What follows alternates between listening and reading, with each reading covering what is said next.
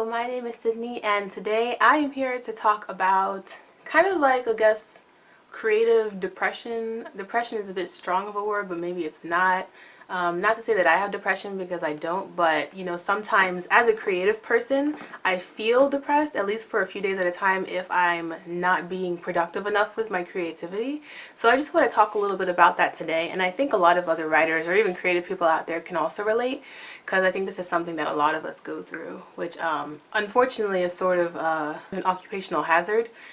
Being a creative type, you know, you feel that innate need to be creating something, you know, and you might have more than one medium that you channel your energy into. So like, you might be a writer, but you maybe also do sculpture, or maybe you also, I don't know, paint trees, or you know, I don't know, whatever creative outlet that you have. You know, it's important to be fulfilling yourself creatively in some way, pretty much like every day, I think. I don't know, maybe different people are different, but I mean, obviously different people are different. But what I mean to say is that, at least for me, with my experience, I need to be doing something creative every single day.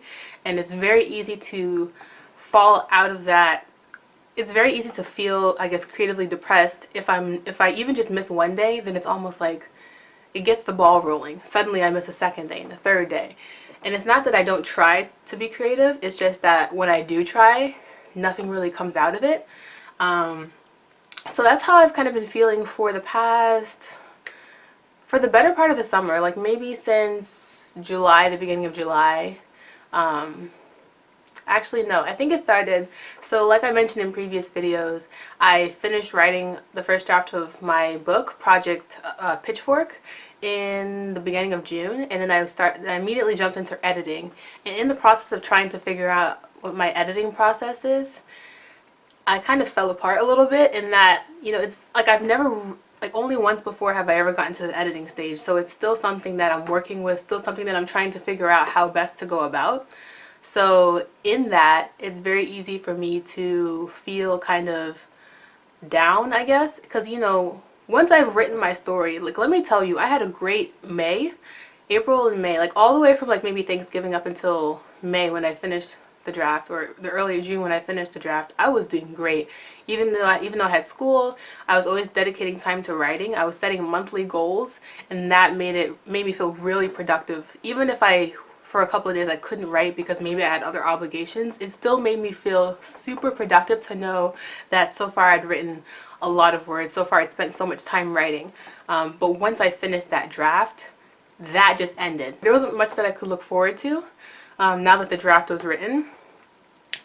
So in going into the editing process, you know, in doing research about editing, there's a lot of talk about taking a break from your novel, stepping back for a couple of weeks or a couple of months, however long, to allow yourself to come back to it later with fresh eyes, so you can see what kinds of things need to be fixed.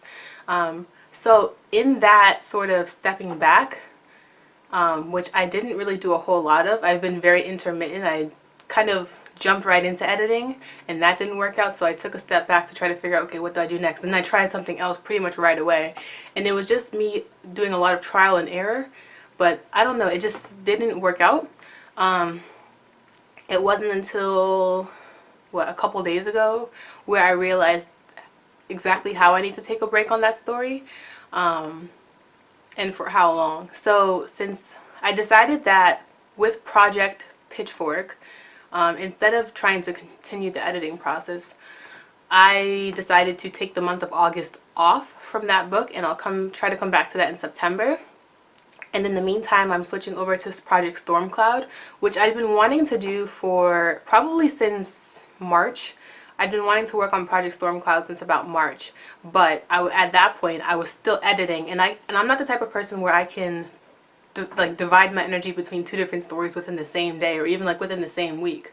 I need to focus on one. I need to give one my all, because then I'm like into the story, you know. But if I keep jumping back and forth, it makes it hard for me to like fully submerge myself into the story, and so then it's easier to get out of it, and it's easier to fall into that trap of creative depression. So that's why I need to kind of stay one track minded when I'm working on a story, whether it be writing it or editing it or whatever. I'm still trying to figure out the editing part.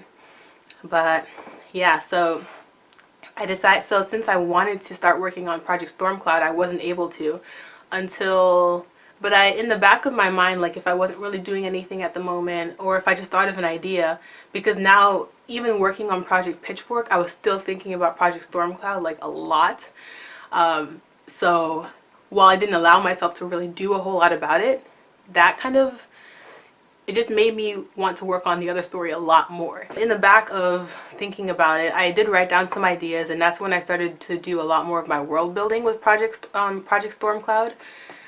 So over the past couple of months, really most of the summer, I've been doing some world building kind of in the background, not always spending a lot of time on it. The only time I really dedicated moments to really develop the world building was when I was in that 1 or 2 day period that I was taking a break from Project Pitchfork with the editing, you know, jumping back and forth between different types of editing, trying to figure out how I'm doing that. So when I did step back during those moments, that's when I did my world building for Project Stormcloud. I hope this is all making sense so far. I know I'm kind of a little bit all over the place, and I know that you guys don't really know what either of my stories are about.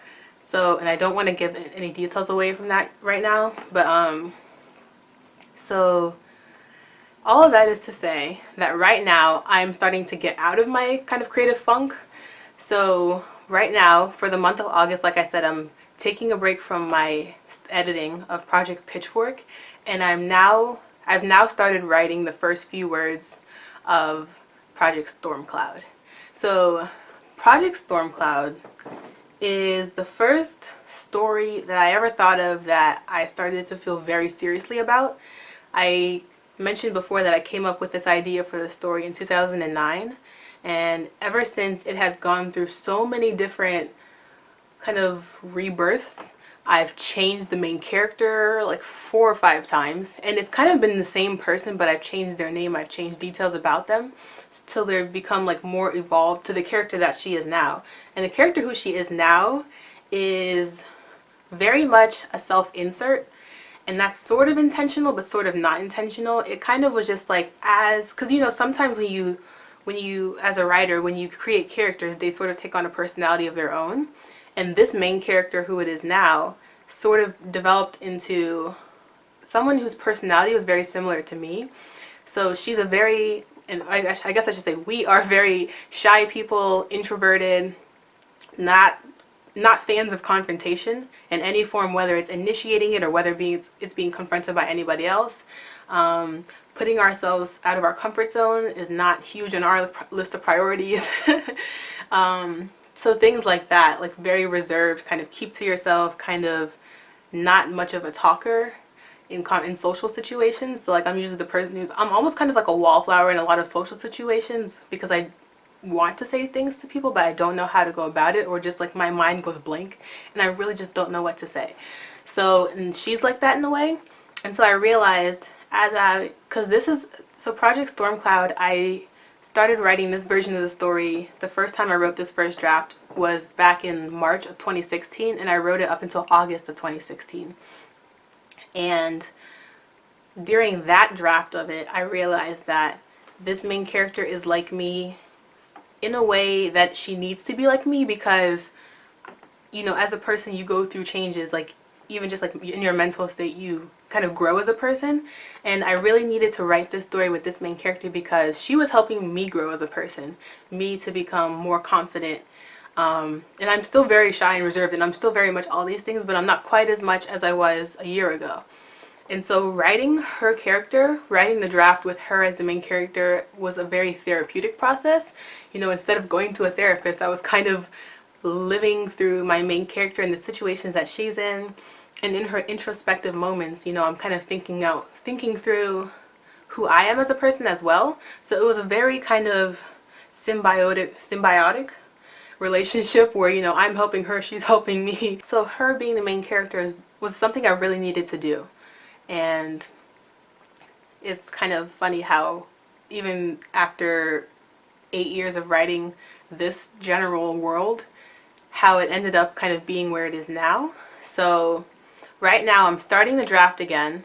I've done a whole bunch of world building that I'm really excited about. I think about it all the time and I'm just like, I'm so excited. And then maybe last week was, I'm putting my phone over here because I don't need to hold it in my lap. So maybe last week was when I decided that I needed to take a break from my other story and I needed to focus and sit down and write this one. But every time I tried to sit down and write the first few lines, I just felt like scared. I almost kind of felt sick. I felt like I didn't want to do it, even though in my head I needed to do it. So I couldn't figure out why I was sort of, I couldn't figure out why I was so opposed to doing it, you know? It's like when you know you want to do something but you can't get yourself to do it. It was like that sort of thing. And I feel myself getting emotional right now, so I'm just gonna... Alright, yeah. I really care about this story. So I had to, I think it was maybe, because today's Sunday when I'm filming this, so I think it was maybe Thursday or Friday. Friday was when I wrote the first 113 words. That's not a whole lot of words. I think it was about a paragraph or two. And that was kind of like, I felt a little bit better than I had the day before, but I was still feeling that sort of vulnerability going into this story. And I finally had to sit down and ask myself, why do I feel like this? What am I afraid of? Getting emotional again? Good Lord, what is going on? I finally had to ask myself, why am I so afraid of this story? Or not even afraid of the story, why am I so afraid of writing the story? And I realized it was because, I don't want to cry. I'm already crying. Tissue. Oh my god, I'm so glad I did put eyeliner on today. And the reason I realized that the reason I was afraid was because I didn't want to disappoint my main character, who again is very much like me. I can't do this without crying. I'm sorry. I don't mean to get emotional, but I feel in my heart. I didn't want to disappoint my main character because in the first draft of the story that I wrote last year, one of the things I really loved about the story was how I wrote those moments when she was being very introspective. You know, those really kind of personal moments where she was being very introspective. She's thinking about who she is as a person. She's thinking about how she's reacting to certain situations or how she's not acting in certain situations. She wishes that she could say things that she couldn't because she doesn't have that sort of confidence. I'm saying she, but really it's interchangeable with the word I right now. God, I hate crying so much. And I didn't think that in writing this new draft, I would be able to capture all those moments again. I didn't think that I was going to be able to write those moments of introspection the same way as I did the first time. And I was afraid of disappointing my main character in that way. So that's why I realized I was afraid to start the draft. I didn't realize I was so attached. I mean, like, I knew that I loved these stories, but I didn't realize I was this attached to, like, cry about it. I realized I've also never said this out loud, even to myself, so... yeah, so on Friday, 2 days ago, that's when I sat down to write the first 113 words. And I felt less afraid, but still very much, because I hadn't written that much, I still was sort of only dipping my toes in the water. And so yesterday, the next day, I actually sat down and I set a timer because I found that in the past I do really well with writing sprints. Not all the time. I don't always need to do a writing sprint, but at least when I'm getting started with something, it really helps for me to do a writing sprint. And so I did a writing sprint, kind of like just half hour or an hour. An hour sprint is too long for me. I realized that. But I realized that yesterday. Like a half hour or 15 minutes. And I don't always try to write really fast in these moments. It's just more of a mental thing where, okay, here is a half hour where all I have to think about is a story. I don't have to worry about anything else going on in my life. You know, I don't have to worry about doing anything else. All I have to do for the next half hour or the next 15 minutes is focus on this story. And so that's what I did yesterday. And I'm really happy with myself with the work that I did yesterday because I added a total of, what was it? Let me look it up. I don't remember exactly. I made a word count chart in Excel that I'm super proud of. Okay, it is August. I am hungry. Okay, so yesterday I added a total of 3,552 words to my story. About 1,000 of those words were from the previous draft. What I did was, because some things are going to stay the same with the previous draft, but some things are changing, like the world is so much bigger, but certain scenes are going to stay the same. for the most part. So I copied about 1,000 words from the previous draft and I pasted it into this new document, and then I went through it just to kind of update any details I needed to update. Also doing a little bit of line editing because I can't not do that, especially if I see it. We're still working on that. That's a whole nother thing. As of right now, my story is 3,665 words long. I haven't written anything today because I was doing grocery shopping today, but this evening, because it's 3:15 right now in the afternoon, so I'm really hoping that after I do a little bit of other things around the house today, I can get to my writing. I'm still in the first chapter. I know, because I'm an outliner, so I know how the first chapter is going to go. And I write my story part 1, part 2, part 3, which is like basically following a similar like 3-act structure. You know, part 1 is act 1. So like I know how that's going to go. And I know how generally the rest of the story is going to go, but it's not too finite in details yet. I'll plan more as I go along.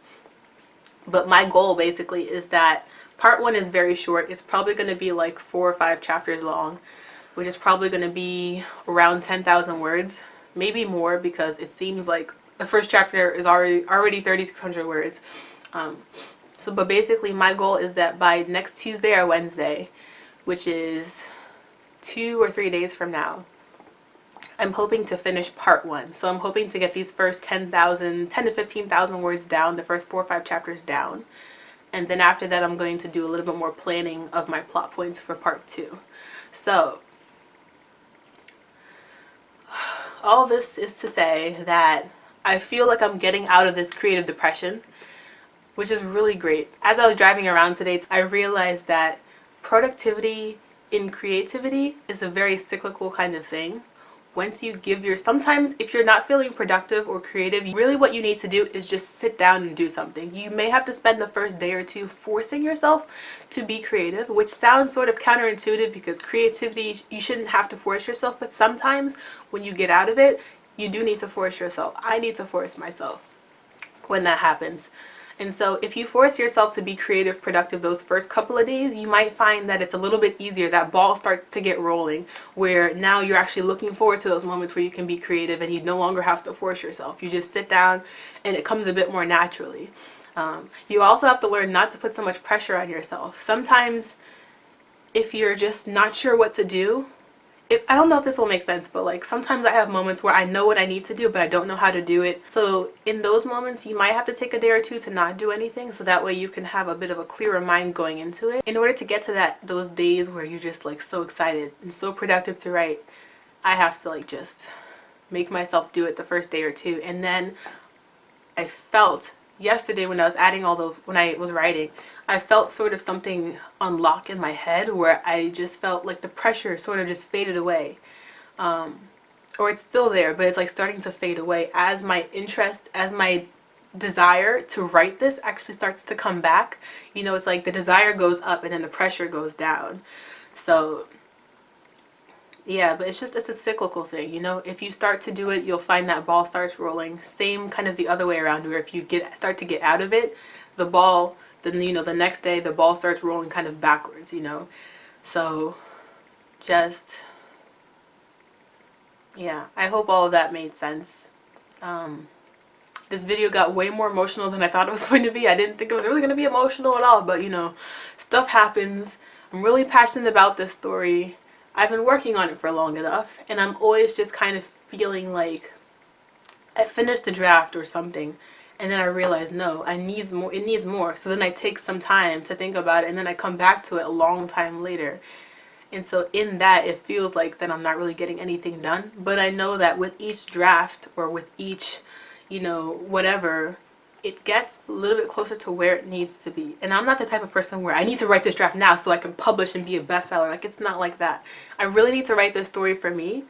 I need to finish the story, and I need to get it right for me. I'm not gonna, like, yes, I do want to try to publish it when I eventually get it written, but it needs to be right. I'm not gonna put something out there in the world that's not where it needs to be, you know.